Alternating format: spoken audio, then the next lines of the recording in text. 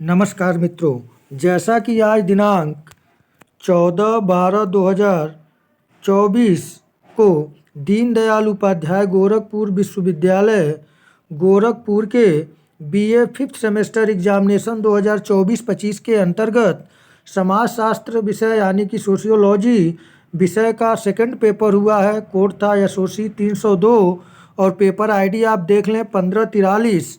आइए इसके आंसर की पर विचार करें। यदि आप चैनल पर नए हैं तो study by Virendra sir channel को लाइक, शेयर और सब्सक्राइब करना न भूलें। पेपर थोड़ा टफ रहा है आप लोगों का। रिसर्च मेथडोलॉजी इन सोशल साइंसेज का पेपर था, टफ पेपर था, लेकिन तब भी ठीक ठाक रहा। आइए देखते हैं। पहला प्रश्न था शोध डिजाइन क्या है, तो इस प्रश्न का सही आंसर होगा ऑप्शन डी, उपरोक्त सभी। प्रश्न संख्या दूसरा पूछा गया था आपको मौजूदा साहित्य की समीक्षा करने की आवश्यकता क्यों है, तो इस प्रश्न का सही आंसर होगा ऑप्शन ए, चयनित साहित्य की संपूर्ण एवं विस्तृत जानकारी जानने के लिए। प्रश्न संख्या तीसरा पूछा गया था दर्शन की कौन सी शाखा अस्तित्व की प्रकृति और उसके अस्तित्व पर चर्चा करती है, तो इस प्रश्न का सही आंसर होगा ऑन्टोलॉजी। प्रश्न संख्या 4 पूछा गया था आप लोगों से निम्नलिखित में से कौन सी विधि आम तौर पर गुणात्मक अनुसंधान में उपयोग की जाती है, तो इस प्रश्न का सही आंसर होगा ऑप्शन डी, संरचित अवलोकन। प्रश्न संख्या 5 पूछा गया था आप लोगों से कि निम्नलिखित में से कौन गुणात्मक शोध की आलोचना नहीं है, तो इस प्रश्न का सही आंसर होगा ऑप्शन ए, गुणात्मक शोध बहुत व्यक्तिपरक है। प्रश्न संख्या 6 पूछा गया था आप लोगों से कि आधारभूत सिद्धांत से क्या तात्पर्य है, तो इस प्रश्न का सही आंसर होगा ऑप्शन डी, सामाजिक व्यवहार अपनी प्राकृतिक सेटिंग में। तो यहाँ पे आपका डी ऑप्शन सही होगा। आइए अगले प्रश्न को देखें। 7वां प्रश्न आप लोगों से पूछा गया था कि सामाजिक शोध पद्धति शोधकर्ता को सहायता करती है, तो यहाँ पे सही ऑप्शन होगा ऑप्शन डी, उपरोक्त सभी। प्रश्न संख्या 8 पूछा गया था गुणात्मक अनुसंधान पद्धति में निम्नलिखित को छोड़कर सभी शामिल हैं, तो इस प्रश्न का सही आंसर होगा ऑप्शन डी, मौखिक इतिहास को छोड़कर। प्रश्न संख्या 9 पूछा गया था निगमनात्मक रणनीति किसने विकसित की, तो इस प्रश्न का सही आंसर है ऑप्शन ए, कार्ल पॉपर। प्रश्न संख्या 10 पूछा गया था निम्नलिखित में से किसे सिद्धांत निर्माण अनुसंधान कहा जाता है, तो इस प्रश्न का सही आंसर है ऑप्शन ए, आगमनात्मक अनुसंधान। प्रश्न संख्या 11 पूछा गया था आप लोगों से नॉर्मन डेन जीन द्वारा प्रस्तावित त्रिभुज का कौन सा रूप नहीं है, तो यहाँ पे सही आंसर होगा ऑप्शन डी, प्रासंगिक त्रिकोणासन।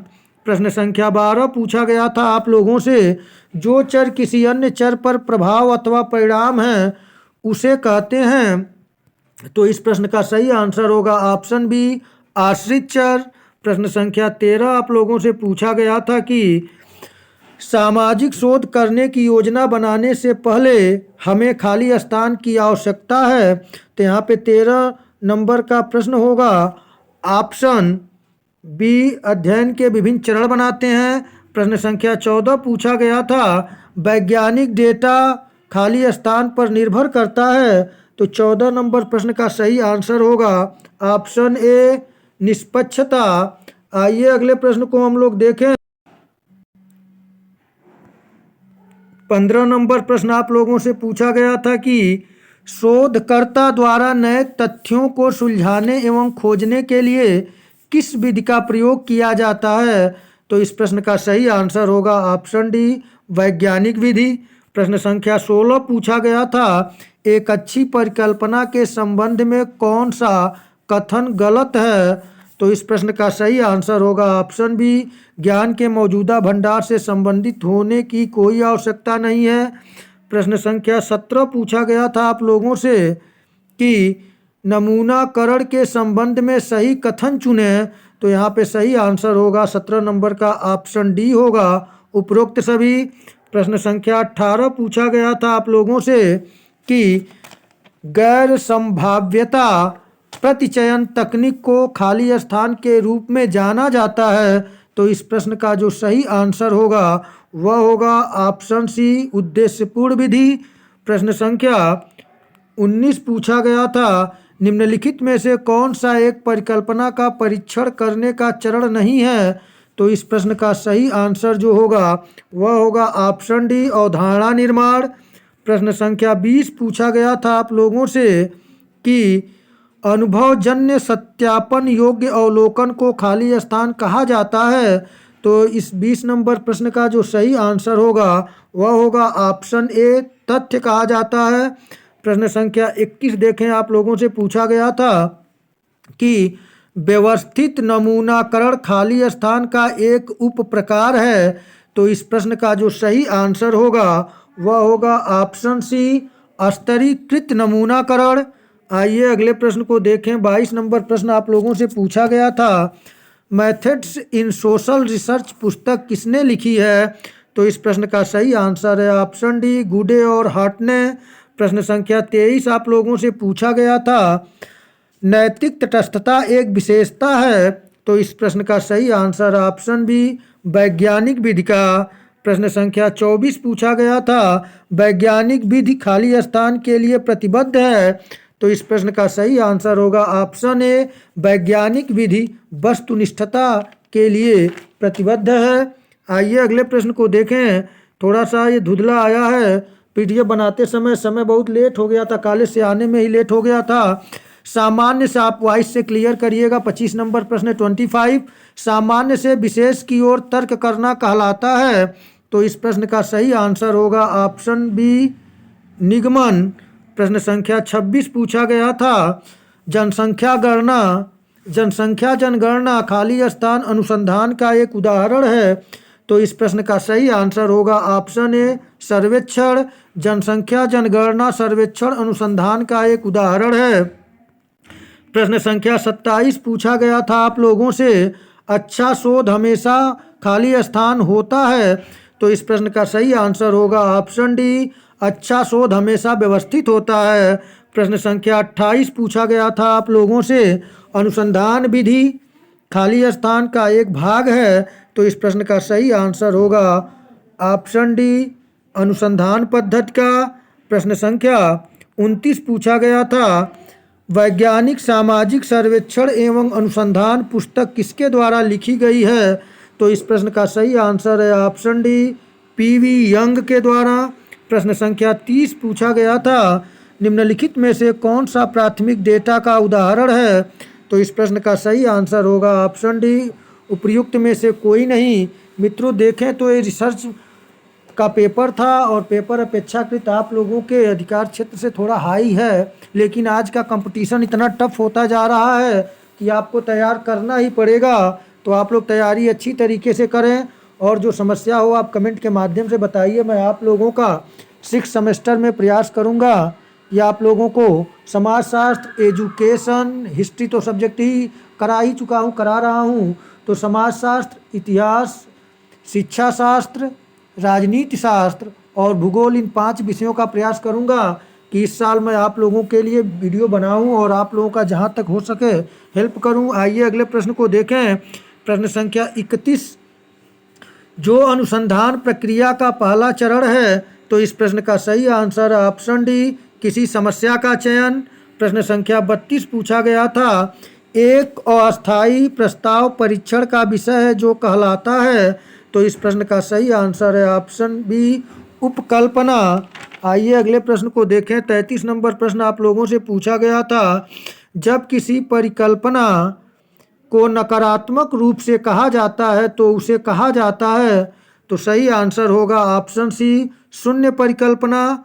प्रश्न संख्या 34 पूछा गया था, उस वैचारिक ढांचे का क्या नाम है जिसमें अनुसंधान किया जाता है। तो इस प्रश्न का सही आंसर होगा ऑप्शन डी, अनुसंधान डिजाइन। प्रश्न संख्या 35 पूछा गया था आप लोगों से, यादृच्छिक नमूनाकरण किस प्रकार सहायक है। तो इस प्रश्न का जो सही आंसर होगा ऑप्शन डी, उपरोक्त सभी। प्रश्न संख्या 36 पूछा गया था आप लोगों से कि वे कौन सी स्थितियां हैं जिनमें टाइप फर्स्ट त्रुटि होती है। तो इस प्रश्न का सही आंसर होगा ऑप्शन बी, असक्त परिकल्पना सत्य होने पर भी अस्वीकृत हो जाती है। आइए अगले प्रश्न को देखें। 37 नंबर प्रश्न पूछा गया था, निम्नलिखित में से कौन शोध की विधि नहीं है। तो यहाँ पे सही आंसर होगा ऑप्शन डी, दार्शनिक।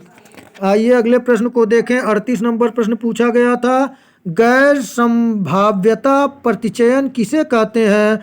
तो इस प्रश्न का जो सही आंसर होगा वह होगा ऑप्शन ए, कोटा नमूनाकरण। आइए अगले प्रश्न को देखें। 39 नंबर प्रश्न आप लोगों से पूछा गया था कि जनसंख्या सीमित होने पर आमतौर पर कौन सी तकनीक अपनाई जाती है। तो इस प्रश्न का सही आंसर है ऑप्शन ए, व्यवस्थित नमूनाकरण तकनीक। प्रश्न संख्या 40 आप लोगों से पूछा गया था, निम्नलिखित में से कौन सा जनसंख्या डेटा का सबसे व्यापक स्रोत है। तो इस प्रश्न का सही आंसर होगा ऑप्शन ए, जनगणना। प्रश्न संख्या 41 आप लोगों से पूछा गया था, अनुसंधान को इस प्रकार वर्गीकृत किया जा सकता है। तो इस प्रश्न का सही आंसर होगा ऑप्शन डी, उपरोक्त सभी। प्रश्न संख्या 42 पूछा गया था, 42 वैज्ञानिक अनुसंधान की मुख्य विशेषता है। तो इस प्रश्न का सही आंसर होगा ऑप्शन डी, उपरोक्त सभी। प्रश्न संख्या 43 यानी कि 43 पूछा गया था, क्षेत्र कार्य आधारित अनुसंधान को इस प्रकार वर्गीकृत किया जाता है। तो इस प्रश्न का सही आंसर है ऑप्शन ए, अनुभवजन्य। प्रश्न संख्या 44 पूछा गया था, नमूना को किसका उपसमुच्चय माना जाता है।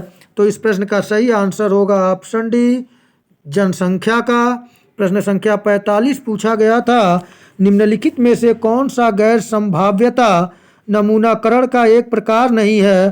तो इस प्रश्न का सही आंसर होगा ऑप्शन डी, स्तरीकृत यादृच्छिक नमूनाकरण। आइए अगले प्रश्न को देखें। 46 नंबर प्रश्न आप लोगों से पूछा गया था, निम्नलिखित नमूनाकरण विधियों में से कौन सी संभाव्यता विधि है। तो इस प्रश्न का सही आंसर होगा ऑप्शन सी, सरल यादृच्छिक, सिंपल रैंडम। आइए अगले प्रश्न को देखें। 47 नंबर प्रश्न पूछा गया था, डेटा का माध्य 4, 10, 5, 9, 12 है। तो माध्य इनका ज्ञात करना था। 2 5 संख्याएं थी, जोड़ के 5 से भाग देना था। तो यहाँ पे जोड़े तो 10 4 14, 5 19, 19 5 19 9, एक 19 था, एक 20, 28, 28 2 30 10 40, 40 में भाग दें, 5 का भाग दें, 5 8 40, यानी कि 47 का ऑप्शन ए सही होगा। आइए अगले प्रश्न को देखें। 48 नंबर प्रश्न था, निम्नलिखित में से कौन सा डेटा प्रस्तुत करने का तरीका नहीं है। तो यहाँ पे सही आंसर होगा ऑप्शन डी, इनमें से कोई नहीं। आइए अगले प्रश्न को देखें। 49 नंबर प्रश्न जो पूछा गया था आप लोगों से, डेटा संग्रह के बारे में निम्नलिखित में से कौन सा कथन सत्य है। तो यहाँ पर थोड़ा डाउट बना हुआ है, लेकिन मैं यहाँ बी के साथ जाऊँगा। प्राथमिक डेटा का उपयोग समय और धन दोनों बचाने में मदद करता है।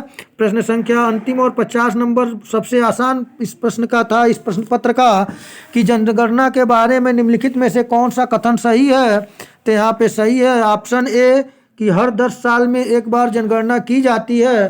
तो मित्रों, इस प्रकार मैंने एसओसी 302 के बीए 5th सेमेस्टर एग्जामिनेशन 2024-25 के अंतर्गत समाजशास्त्र पेपर आईडी 1543 के आंसर की को जारी किया हूँ। यदि इसमें 1-2 त्रुटियाँ हों, मैं तो प्रयास किया हूँ यथासंभव सटीक और सही आंसर की देने का।